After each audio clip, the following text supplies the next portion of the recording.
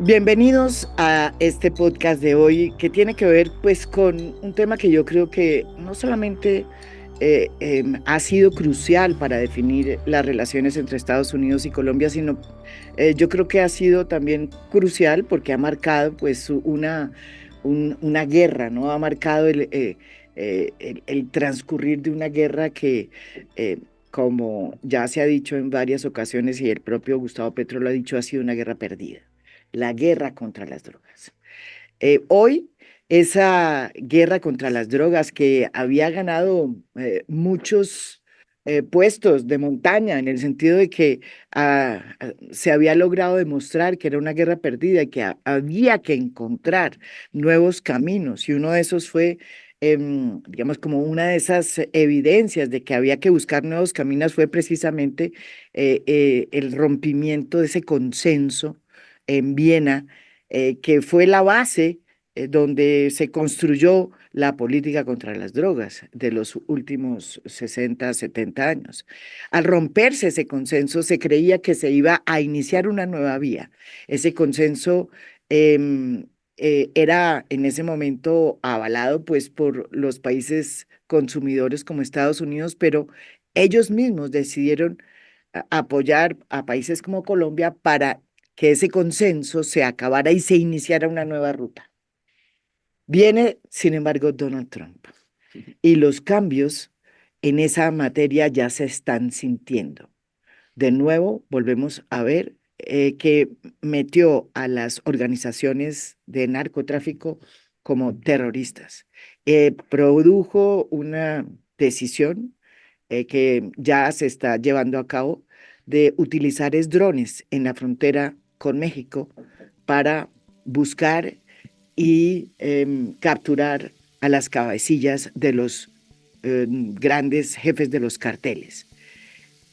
La gran pregunta es si nos vamos a devolver en esta lucha que todos sabemos que quienes la hicimos por diferentes partes es una lucha perdida, o si no sabemos qué va a pasar, porque muchas de las cosas que ha dicho Donald Trump eh, de pronto se quedan en el camino. Por eso es este podcast. Bienvenido aquí nuevamente Juan Tocatlián, profesor plenario de la Universidad de Buenos Aires Torcuato Di Tella, un experto en temas de relaciones internacionales y sin duda una de las personas que más sabe sobre el tema de drogas y sus políticas. Desde Buenos Aires nos acompaña Juan. Buen día, mucho gusto en estar con ustedes. Espero que tengamos un intercambio positivo, interesante para la gente que nos está escuchando y viendo. Y también está con nosotros una persona muy querida aquí en A Fondo, Julián Quintero.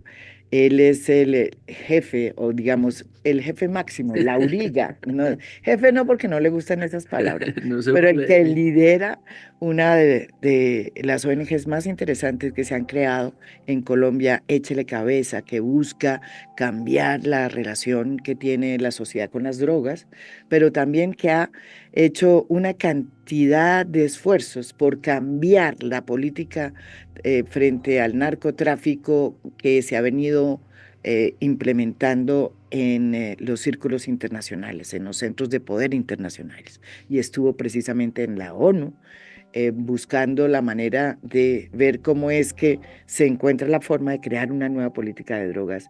En Viena estuvo muy pendiente de esa reunión que ha sido pues muy importante, por lo menos a nivel de narrativas, en la que se acaba el consenso que sostenía la política de lucha contra las drogas y se empieza a crear una nueva política y un nuevo consenso. En esas quedamos. Bienvenido. Muchas gracias, María Jimena, profesor Tocatlián. Un gusto conocerle y estar con usted. Y bueno, feliz una vez más acá con usted, echando globos a ver cómo le vamos a buscar la salida de esto.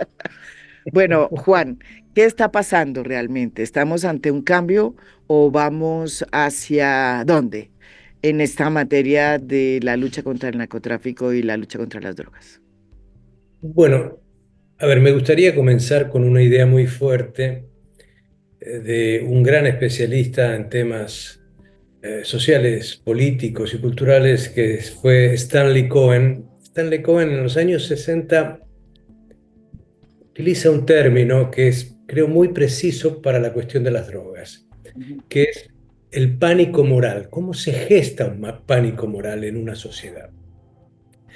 Y yo diría que estamos ante una nueva fase de otro pánico moral en la sociedad estadounidense respecto a las drogas. En los 70 ese pánico moral estaba en torno a la heroína, particularmente por los jóvenes que combatían en Vietnam y que, por supuesto, tuvieron problemas severos respecto al abuso de la heroína.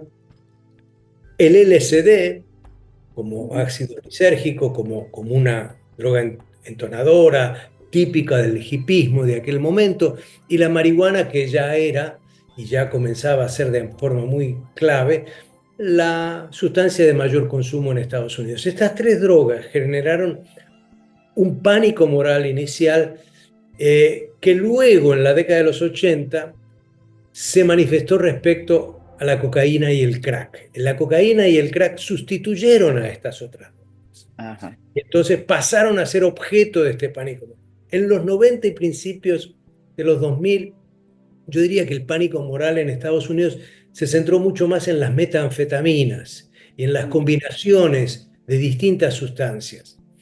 Finalmente estamos ahora en medio de otro pánico moral, que es el fentanilo.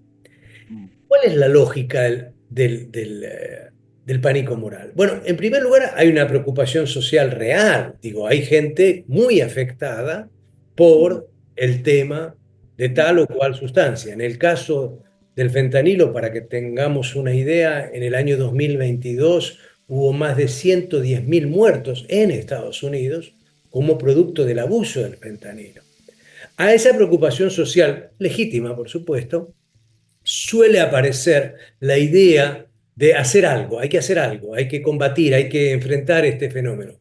Ahí surgen generalmente los políticos que invocan una mano dura, políticas coercitivas, ir particularmente detrás de la oferta de sustancias psicoactivas y con eso iniciar una política más punitiva, que a su turno domésticamente en el plano interno de los Estados Unidos tiende a estigmatizar a ciertos grupos humanos, latinos, afroamericanos, sí,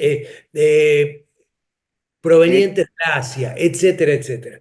Entonces, el punto que quiero hacer introductorio es que esta situación de un nuevo pánico moral tiene hoy una particularidad, y es que en realidad, si uno mira las cifras, está descendiendo el impacto del abuso y muerte en torno al fentanilo. mm, Ya el año pasado, en el 2024, se bajó un 21%.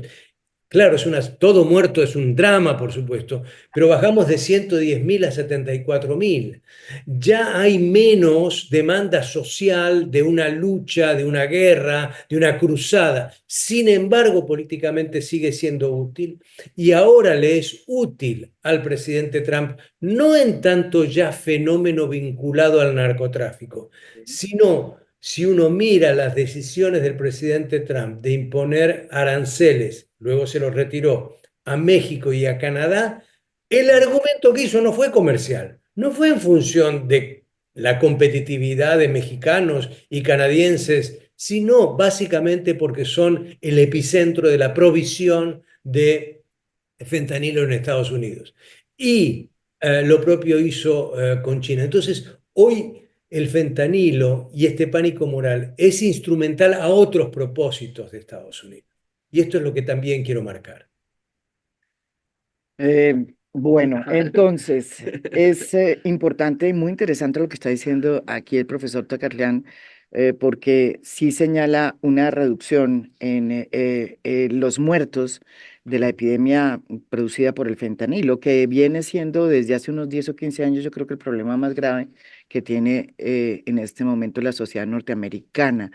El propio gobierno Biden fue el que participó en la aventura esta de decir, ¿sabe qué hay que hacer? Precisamente por lo que nos pasó, una nueva política contra las drogas. ¿Qué cree usted que va a pasar ahora con lo que está diciendo el profesor Tocatlián, que se está utilizando? Es ya políticamente el tema del fentanilo para volver de alguna manera a la política Ujú. de mano dura contra las drogas, Em, considerando que el problema es afuera y no adentro. Pues no, yo creo que estoy muy de acuerdo con el profesor. Venía como con los mismos argumentos muy similares a lo que usted está diciendo. Había revisado los mismos números. Pero entonces, pues primero sí tenemos una persona que, digamos, viene con una idea norteamericana del imperio, que le puede dar las órdenes al mundo, que es una idea de hace 30 años donde todo el mundo le creía y todo el mundo le tenía mucho miedo y llegó como también con lo que habla del pánico, también llegó como con una estrategia de miedo, de intimidación, Ujú, realmente todo este tema de amenazar con aranceles, todos estos discursos vociferantes de yo puedo mandar en el mundo. Estas decisiones que tomó en primer momento de cortar ayudas, de cambiar decisiones como de una manera muy dictatorial. Creo que eso era como por lo que Estados Unidos escogió otra vez un perfil de ese, ¿no? Hombre blanco, imperialista que manda, pero pues hoy no es el mismo país de hace 30 años, ¿no? Yo creo que hoy el mundo es muy diferente ujú, y bueno, viene con mucho impulso, con mucha acogida, pero también estamos esperando a ver cuánto le va a durar como esta potencia. En últimas, la amenaza, digamos, del fentanilo para poder ponerle aranceles a China, a Canadá, pues hasta ahora no se ha cumplido. O sea, ujú, ya vociferó, pero ya tuvo la conversación con la presidenta de México y ya ahorita salió amándola después de una reunión que hasta iba a ser la estrategia de prevención del consumo de fentanilo. Entonces, sí hay un tema de miedo y es la agenda del miedo y es la imposición del miedo. Todas estas fotografías y las deportaciones de gente encadenada, eso es para influir miedo. Creo que es lo primero. Lo segundo, nosotros siempre hemos dicho que uno mide los avances en política de drogas, no cuando avanzan los progresistas o las medidas, sino cuando llega la derecha a echar para atrás o cuando llega los conservadores a recoger. Y eso es lo que estamos viendo ahorita. Ahorita está llegando un gobierno conservador que va a tirar para atrás, pero justo en eso que está diciendo Juan Gabriel, los datos van por ahí. Va a ser muy difícil que, por lo menos en temas de reducción de riesgos y daños y de salud pública, ujú. el gobierno norteamericano retroceda en los avances que se hicieron anteriores. Gran parte de los avances en disminuir las tasas de mortalidad por el fentanilo están muy asociadas a los sistemas de salud, a los análisis de sustancias, al acceso a naloxona, al acceso a metadona. Ya vimos unos números muy interesantes la semana pasada justo, un paper ya científico que decía que se demuestra cómo el uso de tiras de fentanilo reactivas, es decir, que este papelito que uno llega y le pone a la sustancia Ujú, a ver si tiene fentanilo, que alcanzó a bajar casi un 7% en población general la tasa de muertes y casi un 13% en población negra.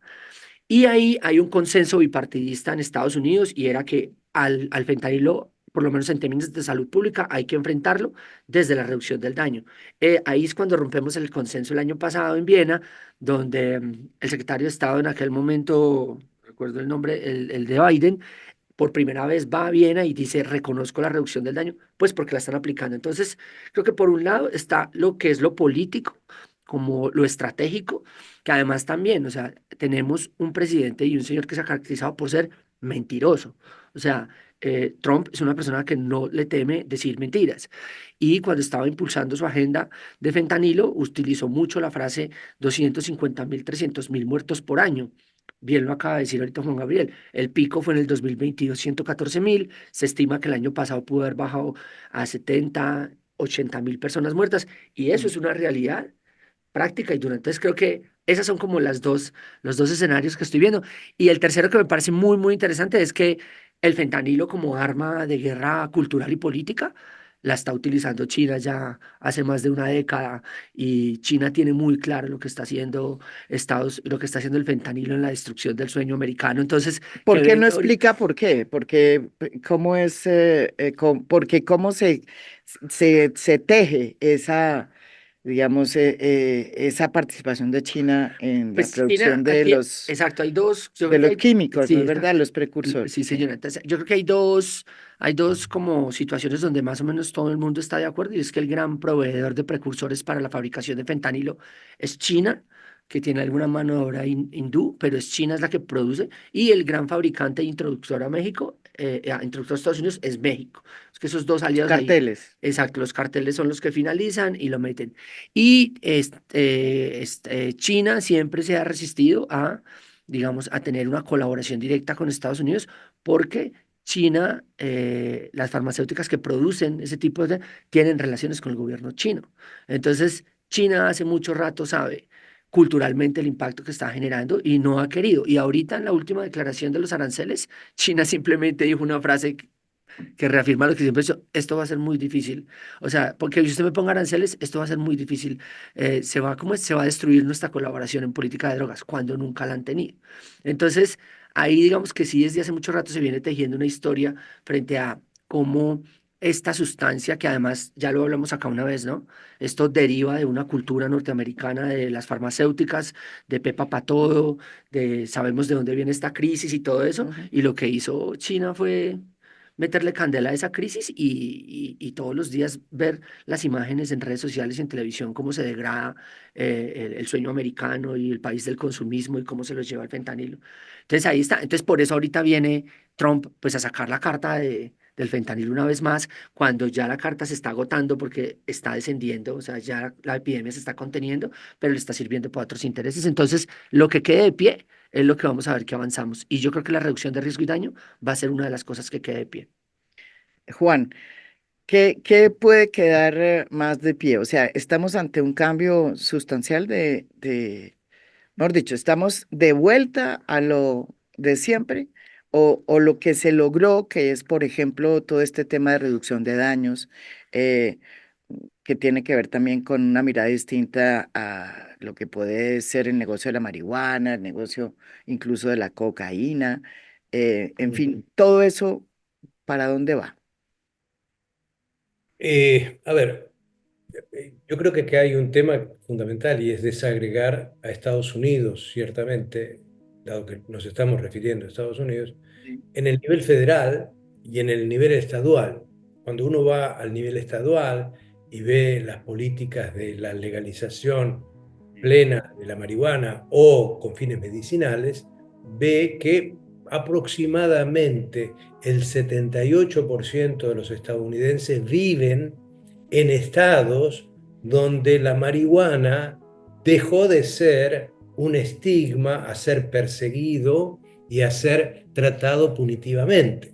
Ahora, cuando uno va al nivel federal, encuentra tanto un discurso como una práctica todavía muy vehemente que está totalmente atrasada frente a lo que está sucediendo en el campo ciudadano y en el campo estadual.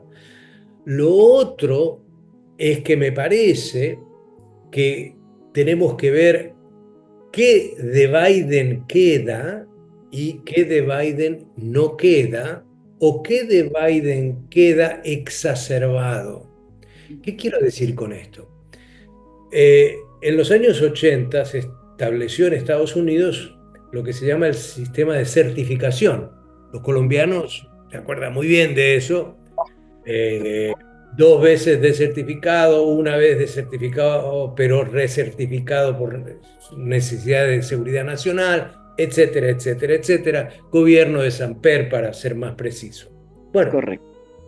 gracias a México y Colombia, que en aquel momento actuaron muy juntos, llevaron a nivel interamericano y a nivel internacional una situación de arrogancia coercitiva de parte de Estados Unidos que determinaba quién colaboraba o no y determinaba si sancionaba o no. Pues bien, hubo cambios en el proceso de certificación que fueron muy importantes y fueron logros básicamente de América Latina y de estos dos países, de Colombia y México. Ahora, crearon dentro del nuevo proceso de certificación lo que se llama listas mayores o listas principales, ¿no? Major list. Y entonces, ahora, sin actitud, digamos, punitiva. ¿Qué pasó el año pasado?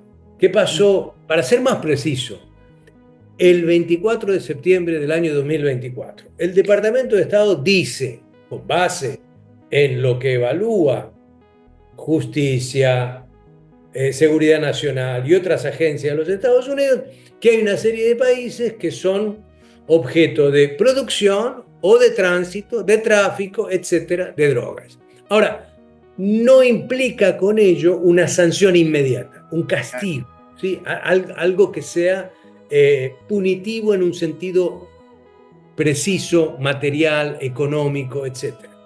Ahora, ¿qué dice el último proceso? Trata a México, utilizo las palabras exactas, trata a México como un aliado crucial. Trata a Colombia como un socio importante. Trata a Bolivia como un país que está dando unos pasos importantes. Trata a China como un país que empezó a cooperar con los Estados Unidos y creó un grupo de trabajo antinarcóticos conjunto. Y trata a Venezuela, al que dice por razones de seguridad nacional no le vamos a aplicar sanciones. Este modo de aproximación de parte del presidente Biden, bastante suave dentro de todo, yo creo que no se va a dar en el año 2025. Creo que va a haber un lenguaje estigmatizante, un lenguaje duro, expresiones virulentas, acusaciones unilaterales, etcétera, etcétera. Eso que había, no creo que vuelva.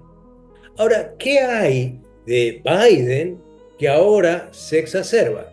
Biden fue el primero que de manera clandestina utilizó drones para sobrevolar en México y detectar principalmente laboratorios de fentanilo. Ahora Trump lo hace abiertamente, dice, lo vamos a hacer y masivamente. Y la CIA dice, sí, lo vamos a hacer, no hay ningún problema, lo vamos a hacer masivamente. Y México, que lo tendrá que aguantar esto, ¿no? Entonces, hay cosas que estaban, hay cosas que dejan de estar, me parece a mí, hay cosas que estaban y se van a exacerbar, y hay, por otro lado, una dimensión, a mí me parece importante, que la funcionalidad del tema drogas tenía en la administración Biden al final del día, una funcionalidad vinculada al fenómeno de las drogas, casi exclusivamente. Y entonces, en el entendido de que el mundo había cambiado, que Estados Unidos había cambiado, bueno, insinuaba por lo menos una despolitización del fenómeno de las drogas. Una búsqueda concreta de, bueno, este es un fenómeno, no estamos en una guerra, etc. Me parece a mí que con la designación de la persona que se hizo en la DEA, me parece a mí con Pat Bondi en el Departamento de Justicia y su directiva de concentrarse casi yo diría la mayor parte de sus funciones en el tema del crimen organizado y las drogas, en los discursos de Trump que se van a seguir repitiendo, vamos a ver una hiperpolitización de este fenómeno. Y detrás de ello, lo que bien se señalaba, una política de miedo. ¿Para qué? Para lograr concesiones. ¿Qué concesiones? Veremos. Finalmente hay otro componente que es importante y es la decisión que tomó la administración y le pasó al secretario de Estado de hacer una evaluación de toda la asistencia internacional de Estados Unidos.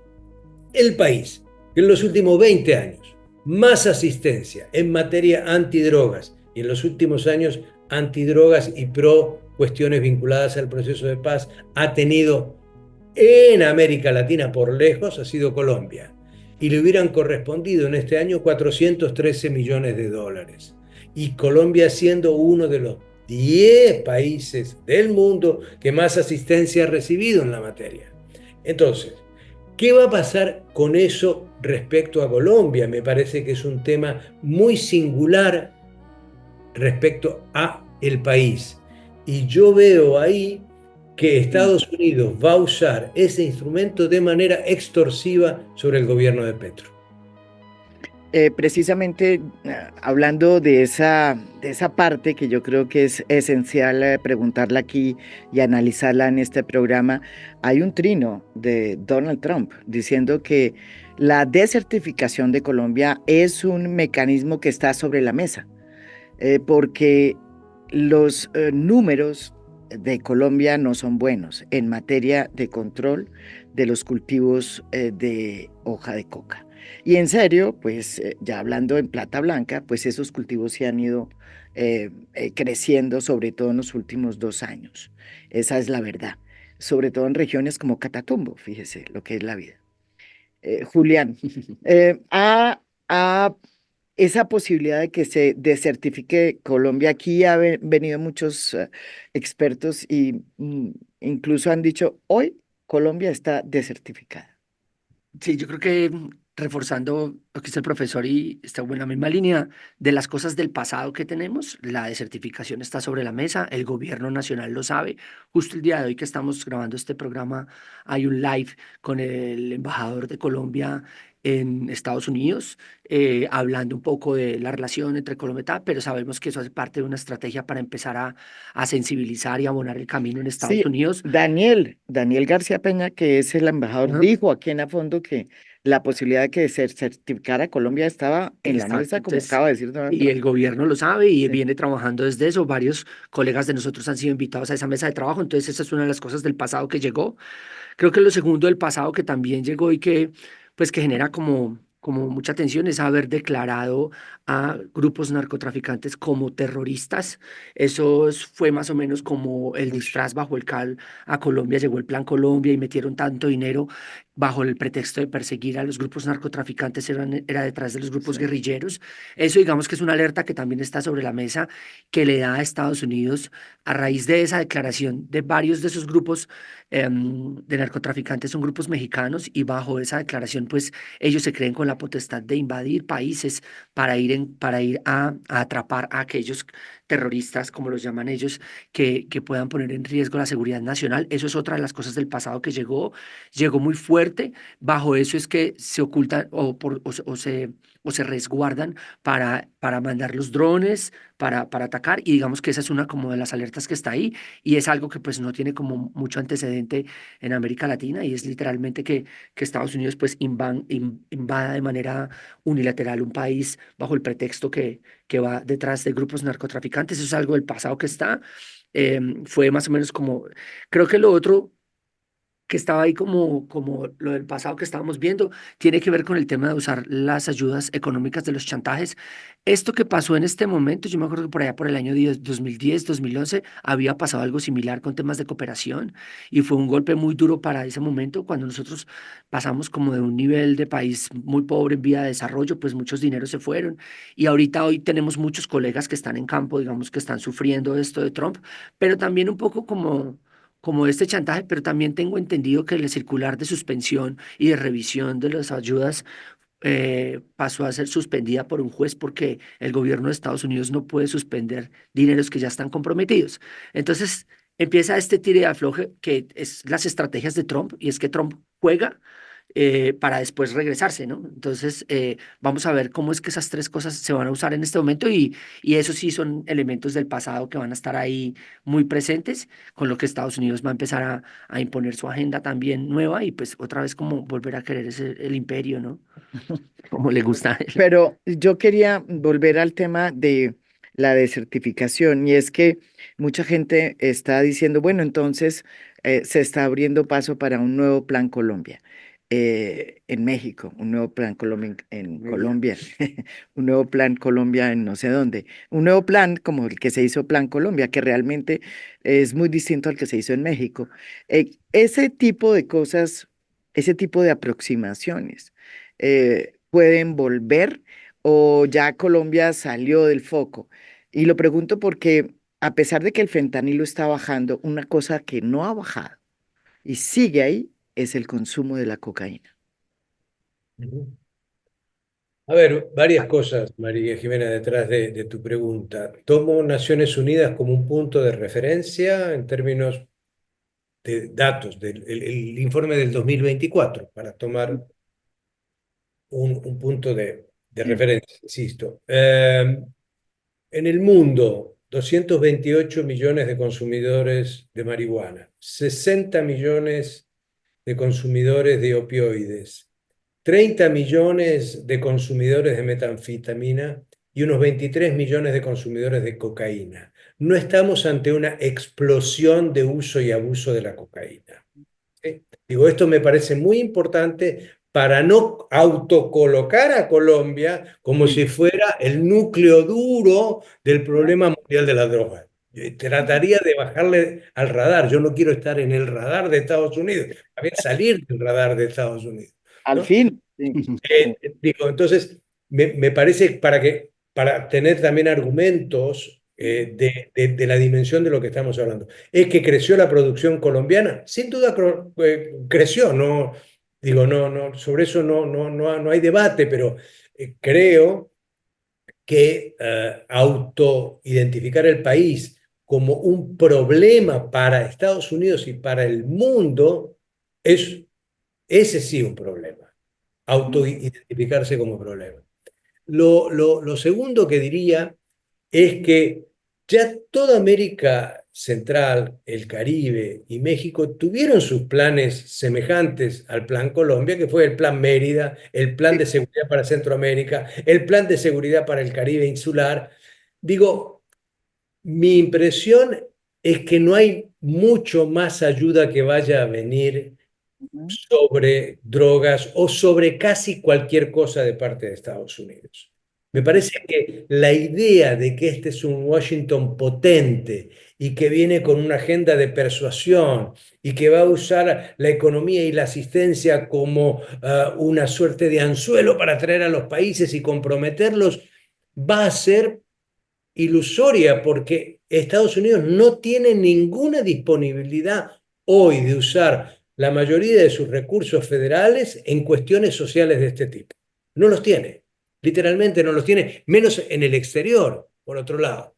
Entonces, yo diría, por suerte no hay más Plan Colombia, por suerte no hay que meterse en esa, etcétera. Ahora, sí también digo que también no hay que exagerar el temor o el pánico a la desertificación, porque a mí me llamó mucho la atención, no sé Ujú. qué dirá el colega allá en Bogotá, eh, que las decisiones del presidente Trump, las órdenes ejecutivas eh, absolutamente desmesuradas, desmedidas y alarmantes respecto a vincular a los grupos de narcotraficantes como terroristas, Ujú. y esto va a tener problemas jurídicos y políticos internos en Estados Unidos no menores, Ya. no menores, digo, me sigue llamando la atención de que solamente ha designado a un grupo salvadoreño, la Mara Salvatrucha, un grupo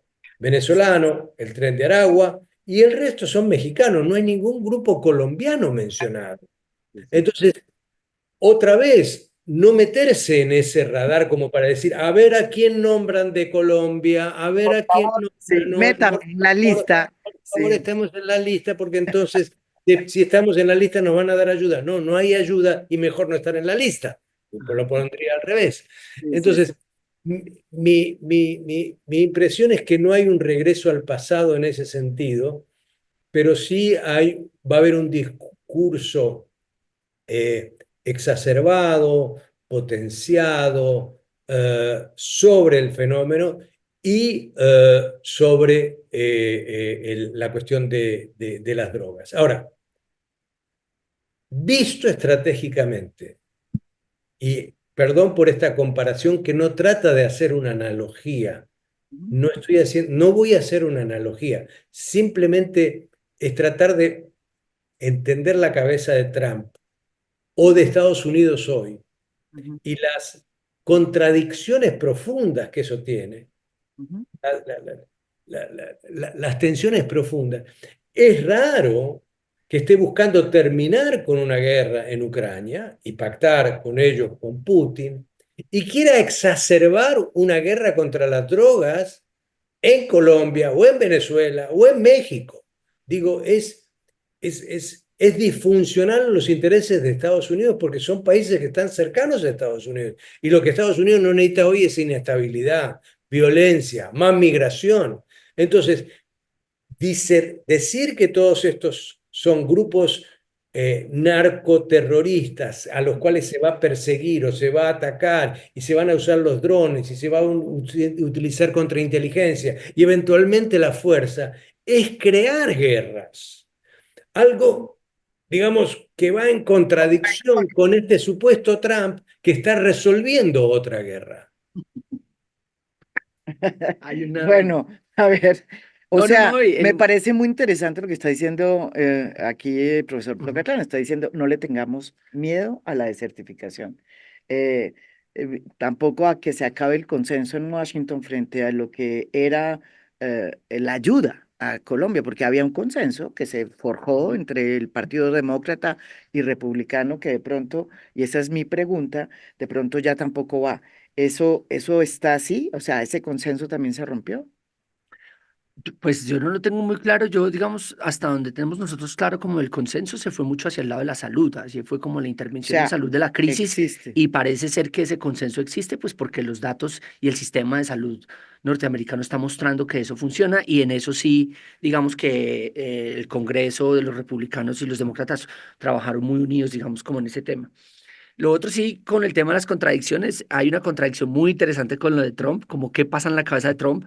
Pero digamos en cuanto a la ayuda, porque fíjese que yo creo que eso también va a cambiar, porque si nos desertifican o nos presionan por X o Y, yo creo que va a haber menos ayudas. Pero también va a haber Eso más afecta, libertad política. Yo creo que eso fue eso algo, afecta. yo creo que eso también en la mesa ha estado la posición de, bueno, y si nos desertifican, pues entonces ahora sí avancemos. Por ejemplo, Mm, países como nosotros, en muchas acciones que no se ha avanzado por presión de los Estados Unidos. como por ejemplo. Temas de regulación de la hoja de coca, el tema de la regulación del tema de marihuana. O sea, los Estados Unidos han estado muy, muy cerca de lo que es la regulación en Colombia del uso de la coca con fines científicos y con otro, y han estado muy pendientes de ese proceso. Y Colombia no ha avanzado en muchos temas de ese tipo, también como por esa presión de las ayudas, por esa presión con Estados Unidos. Nosotros, por ejemplo, nosotros de USAID, por ejemplo, USAID no es en el tema de drogas, ellos en temas de innovación nunca han invertido. O sea, cuando han invertido en temas de drogas es más asistencia humanitaria en el territorio, algo de sustitución y prevención, pero ellos no han impulsado como cosas nuevas. Entonces, de Estados Unidos en términos de salud no han venido ayudas como para decir que nos hagan falta. Y las ayudas que han venido, pues eso fue el golpe duro que mucha gente no lo sabía y era que las ayudas estaban muy orientadas al tema de paz, muy orientadas a temas humanitarios y estaban muy puestas ahí. Entonces creo que ahí es donde va a estar como la negociación del tema. Entonces, hay consenso también en que si nos desertifican, va a haber más libertad política para actuar en Colombia y pues también ver una oportunidad ahí. Y le quería contar el tema interesante de Trump. Recuerden que Trump prometió 8 días después de haberse posesionado, mediante una resolución, liberó de la cárcel a Ross Ulbricht, que fue el que se inventó la Silk Road, que fue el primer gran portal de venta de drogas por Internet, que se entiende como una de las grandes, como estas grandes estrategias de modificación del mercado, o sea, un mercado que además Porque tiene su lado libertario. claro, entonces Entonces, hay un lado libertario de Trump. exactamente. Entonces, desde la lógica de lo libertario, entonces él prometió en campaña y para los que estamos como en este mundo nos dio muy duro porque decíamos como, por favor, no nos vayas a hacer eso, Trump, y no la hizo. O sea, lo prometió y 8 días después el tipo está en la calle y es un símbolo pues del cambio en la lógica de las drogas a nivel mundial. 2 cadenas perpetuas lo condenaron, o sea, iba a morirse allá y salió y entonces, como que esa es la contradicción, está como esta lógica de, y seguramente no va a echar para atrás en temas de marihuana jamás, o sea, Mm, ante todo yo creo que Trump es un el negociante negocio, y sí. él es un negociante. Nosotros pronto vamos a publicar nuestro estudio de monitoreo del mercado de la cocaína, que tú sabes que estamos en eso desde hace años y encontramos que como de las 500 patentes que hay en el mundo, 350, 400 patentes de desarrollos con temas de cocaína son gringas. Entonces, una cosa es lo que está pasando en la cotidianidad y es esta reforma que va como con la fuerza social, ¿no? Que es Estados Unidos y sus temas con los psicodélicos, el MDMA, con la marihuana, ahorita investigando durísimo con cocaína, digamos como que ese montón de cosas que están pasando en la cotidianidad.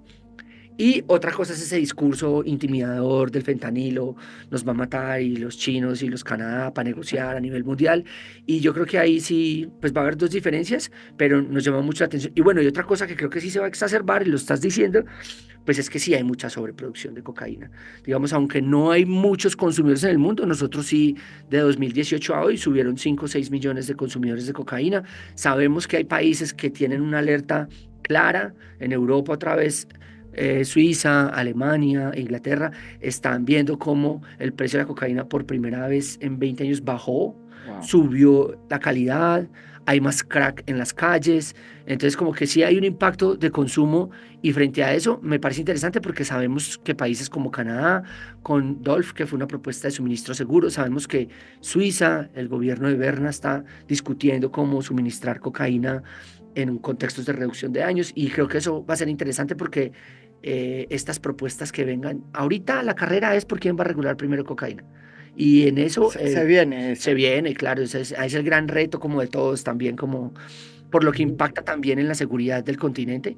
Entonces creemos que ahorita esa va a ser la nueva conversación que en cualquier momento se va a estallar. Nomás miren hace poco que Petro en un discurso dijo que la cocaína podía ser menos dañina que el Que el whisky whisky. y se armó ese alboroto en redes sociales. David Nutt, de los grandes investigadores, le respondió. Entonces, una frase al aire, Le ¿no? respondió que sí. Que sí, que claro, que estaba, que él era de los que, Petro dijo, los científicos dicen que, y entonces el señor dijo, parece que el presidente hablaba era de mí y aquí le estoy diciendo y tal. Entonces, en cualquier momento esta conversación de la regulación de la cocaína va a estallar y ya sabemos de países concretos que están avanzando en proyectos diferentes a prohibición. Entonces, eso por un lado va a pasar, Estados Unidos va a tener que reaccionar a eso, pero también seguro vamos a ver a Estados Unidos como eh, radicalizando todo lo que es guerra como tal, ¿sí? Persecución, cárcel y todo eso.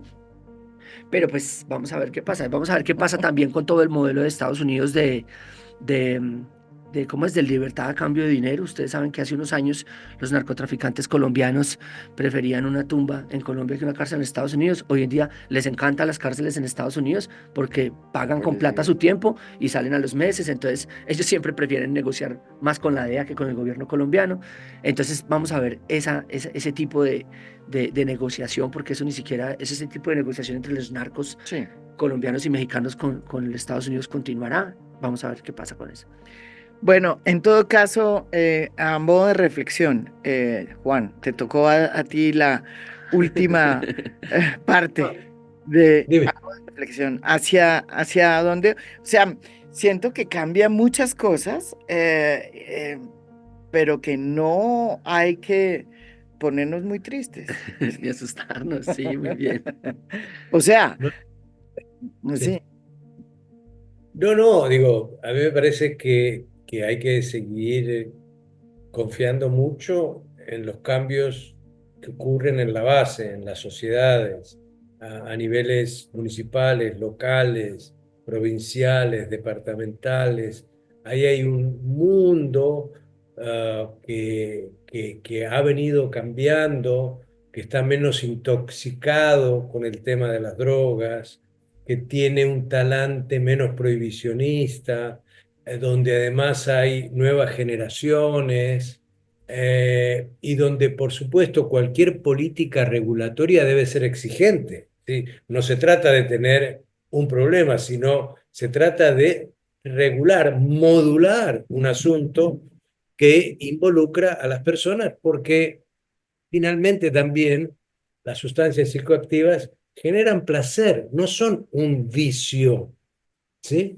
Entonces, si uno cambia también el tema del debate o el eje del debate, ahí creo que hay mucho que está pasando en distintas latitudes.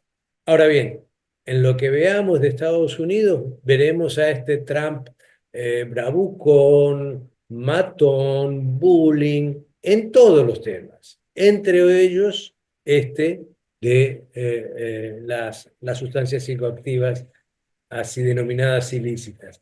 Lo que pasa es que ahí creo que tiene un valor funcional para él, juntar eso con migración, con crimen y con aranceles, y lo va a seguir haciendo.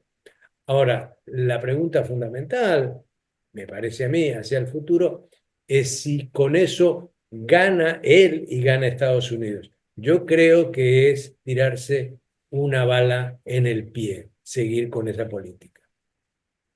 Muchas gracias a los dos. Y bueno, queda de por medio otra gran discusión es si Colombia va a terminar siendo o va a perder, digamos, ese puesto del país que siempre miró a Washington, el de Respice Polum, el país que siempre estuvo ahí, y si va a ser parte, digamos, de nuevo de esa estrategia. eh, no sé, de seguridad en la que Colombia fue tan clave, ¿no? Eso también me parece que está cambiando, lo cual no me parece mal. No, hay muchos más actores ahorita en O el sea, mundo. Sí, todo está cambiando, sí, que todo cambie. Sobre todo que no, como no como Lampedusa, que todo cambie para que todo cambie, no que para que todo se quede igual. eso esperamos. Bueno, muchas gracias, Juan. Gracias.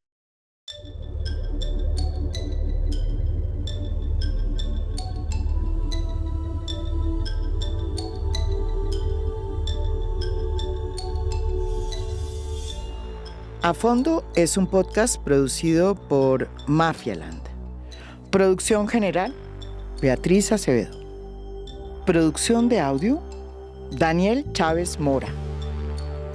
Música original del maestro Óscar Acevedo. Nos pueden escuchar también en mi canal de YouTube. Gracias por escuchar. Soy María Jimena Duzán.